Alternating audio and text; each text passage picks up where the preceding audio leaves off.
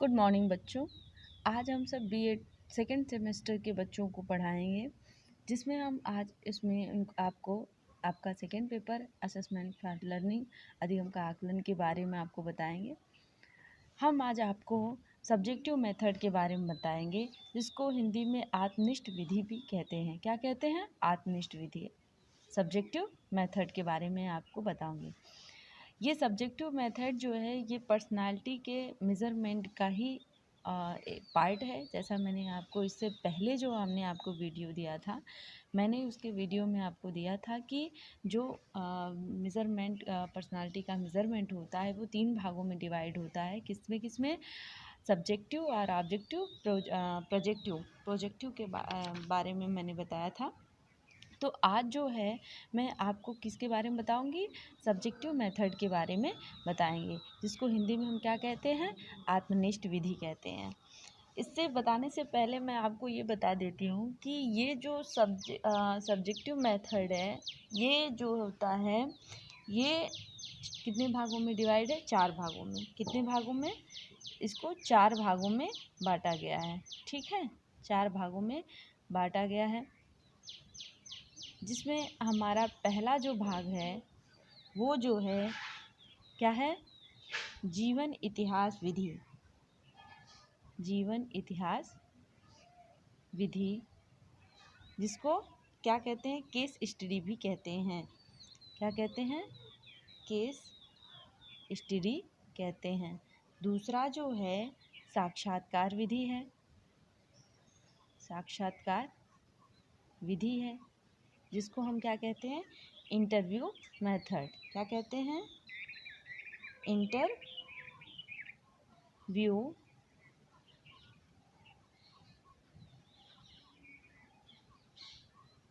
Method कहते हैं। तीसरा जो है हमारा वो है प्रश्नावली विधि।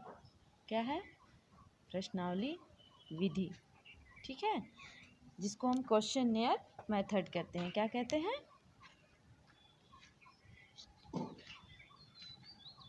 क्वेश्चनेयर मेथड के नाम से जानते हैं।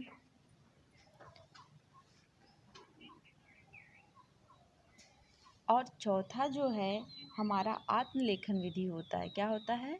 आत्मलेखन, या हम कहते हैं आत्मकथा।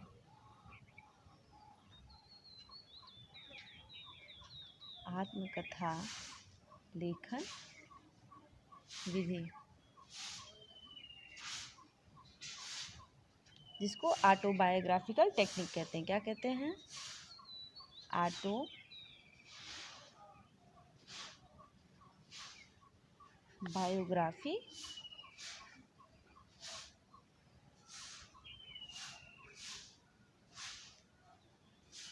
टेक्निक। ठीक है, ऑटोबायोग्राफी टेक्निक के नाम से जानते हैं। तो इसमें जो प्रश्नावली है वो भी कितने भागों में बांटा गया है? 4 भागों में। मैं आपको आगे बताऊंगी। तो अब हम चलते हैं, पहला जो है पढ़ाते हैं केस स्टडी, अर्थात जीवन इतिहास विधि। जीवन इतिहास विधि वह विधि होता है जो ये कह सकते हैं किसी भी शाखा में, किसी भी विधि मनोवैज्ञानिक चिकित्सक के शाखा से ग्रहण किया जाता है, या मनोविज्ञान से ही संबंधित शाखा से ग्रहण किया जाता है। इस विधि में जो होता है किसी व्यक्ति के व्यवहार को समझने के लिए उसके पूर्व में घटित घटनाओं को जान करके एक इतिहास तैयार किया जाता है। क्या किया जाता है? एक इतिहास तैयार किया जाता है, और उसकी सूचनाओं को एकत्र करने के बाद किसी निष्कर्ष पर पहुंचा जाता है। वो होता है जीवन इतिहास विधि। जीवन इतिहास विधि। जीवन इतिहास में जैसे हम 3 तरीके की सूचनाएं एकत्रित करते हैं।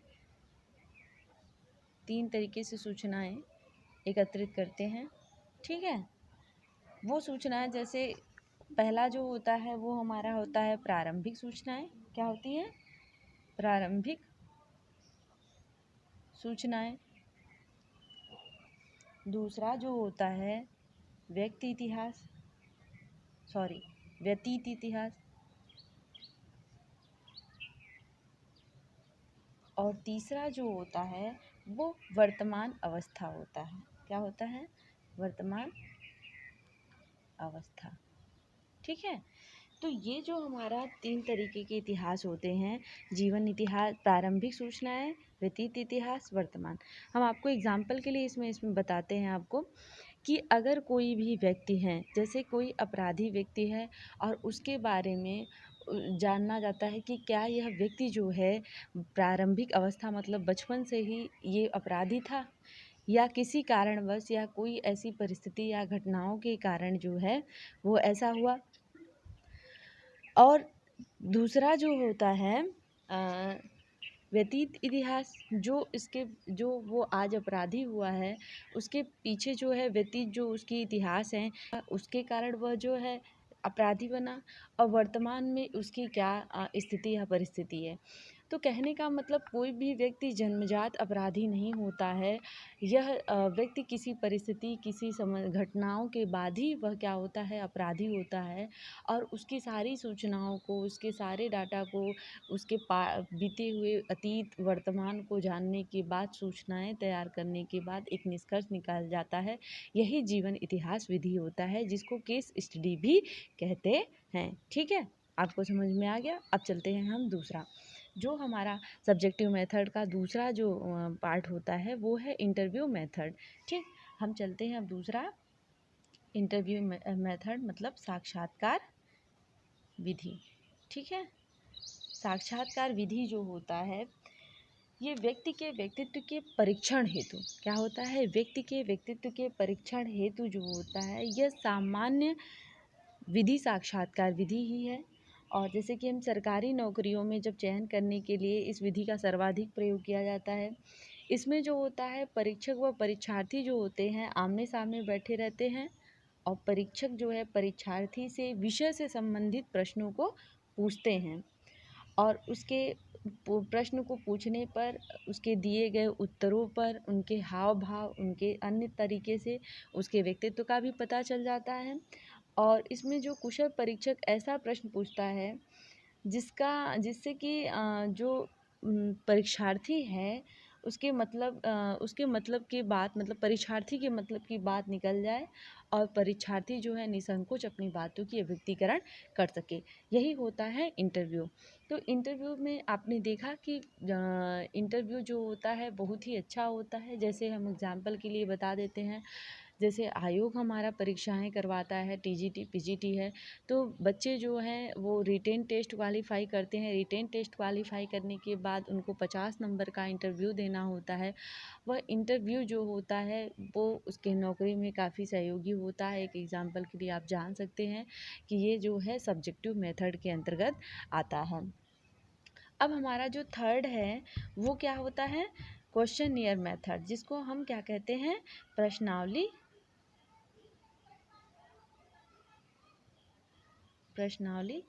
विधि। ठीक है, अब हम ये बताते हैं कि प्रश्नावली विधि जो होता है व्यक्ति के व्यक्तित्व के सामाजिक गुणों जैसे सामाजिकता होता है, आत्मज्ञान होता है। इस परीक्षण के हेतु मनोविज्ञान में प्रश्नावली का जो है इसके व्यक्ति के व्यक्तित्व की विशेषताओं को ज्ञात किया जाता है। इसमें जो होता है प्रश्नों को हाँ या ना लिखा जाता है। इसमें गलत प्रश्नों को काट दिया जाता है और सही के आगे निशान लगाया जाता है। प्रश्नावली व्यक्ति के विभिन्न लक्षण जैसे कि आत्मविश्वास जो है, सामाजिकता है, अंतर्मुखी है, जो बहिर्मुखी, सभी चीज़ों की जानकारी दे देता है। और प्रश्नावली जो होता है वह मुख्यतः 4 प्रकार की होती हैं, जिसमें पहला जो होता है वो खुली प्रश्नावली होता है। खुली प्रश्नावली। दूसरा जो होती है वो चित्रित प्रश्नावली होती है।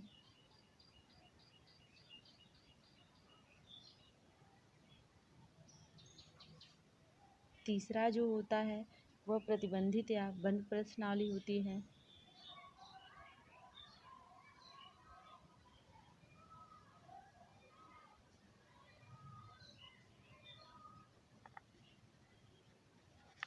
चौथा जो होता है वह मिश्रित प्रश्नावली होती है। ठीक है।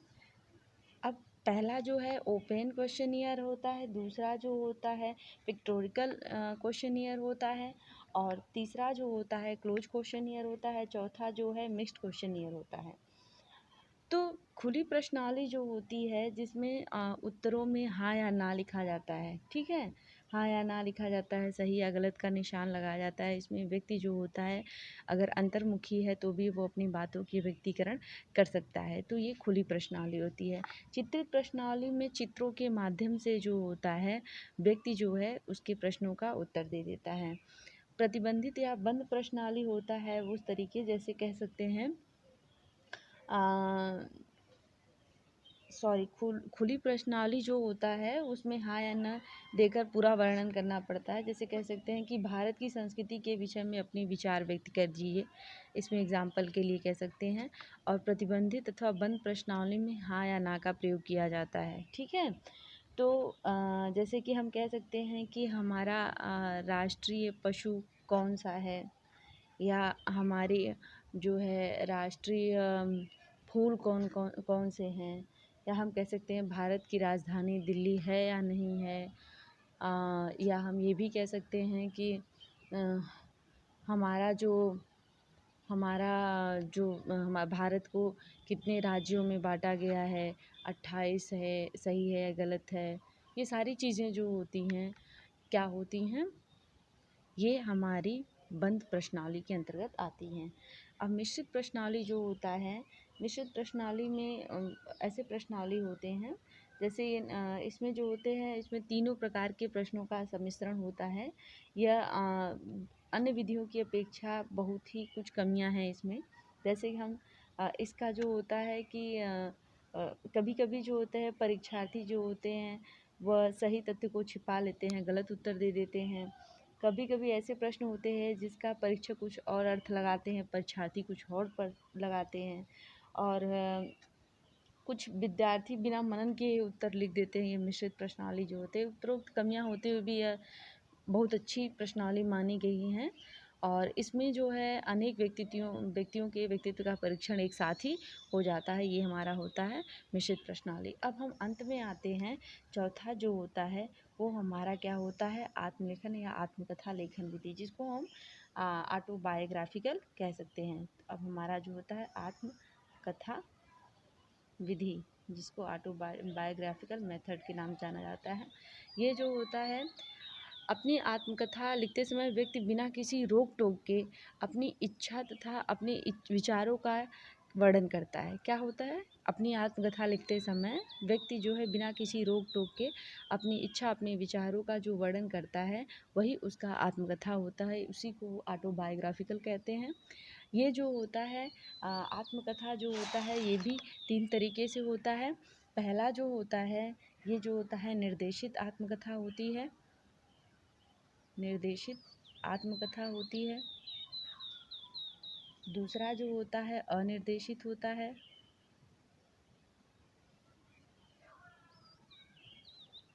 अनिर्देशित आत्मकथा होता है। तीसरा जो होता है मिश्रित आत्मकथा होता है। क्या होता है, मिश्रित आत्मकथा। निर्देशित आत्मकथा वह आत्मकथा होती है इसमें जो होता है, इस प्रकार के आत्मकथा में जो है रूपरेखा के आधार पर ही तैयार किया जाता है। जैसे व्यक्ति को यह निर्देश दिया जाता है कि वह अपने परिवार के विषय में लिखे, उनके विचारों के बारे में लिखे। ये जो होता है एक तरीके से निर्देश दिया जाता है कि आप इस बारे में लिखिए। तो ये जो होता है निर्देशित आत्मकथा होती है। अनिर्देशित आत्मकथा अनिर्देशित आत्मकथा वह होती है जिसमें व्यक्ति के ऊपर किसी तरीके का बंधन नहीं होता है, वह अपनी इच्छा अनुसार जो होता है अपनी आत्मकथा को लिख सकता है। मिश्रित जो आत्मकथा होती है वो जो होती है वो उपरोक्त दोनों जो कथाओं का जो होता है निर्देशित अनिर्देशित का मिश्रण होता है। एक ओर जहाँ व्यक्ति को स्वतंत्रता दी जाती है वहीं दूसरी ओर व्यक्ति को निर्देशित किया जाता है, ये होता है मिश्रित आत्मकथा, जिसको हम पहला कह सकते हैं गाइडेड ऑटोबायोग्राफिकल, अनगाइडेड ऑटोबायोग्राफी, और मिक्स्ड बायोग्राफी जो होता है, ये जो होता है हमारा ऑटोग्राफी मेथड के पार्ट होते हैं। ये तीन बात तरीके से होते हैं। तो जैसा कि हमने आपको बताया आज की जो सब्जेक्टिव मेथड होते हैं आत्मिष्ट जो होते हैं वो पर्सनालिटी ऑफ मेजरमेंट के पार्ट हैं। तो बच्चों आज हम लोगों ने सब्जेक्टिव मेथड के बारे में पढ़ा। अब हम अगले वीडियो में आपको हम वस्तुनिष्ठ मेथड के बारे में अर्थात ऑब्जेक्टिव मेथड के बारे में बताएंगे, वस्तुनिष्ठ विधि के बारे में बताएंगे। तब तक के लिए धन्यवाद।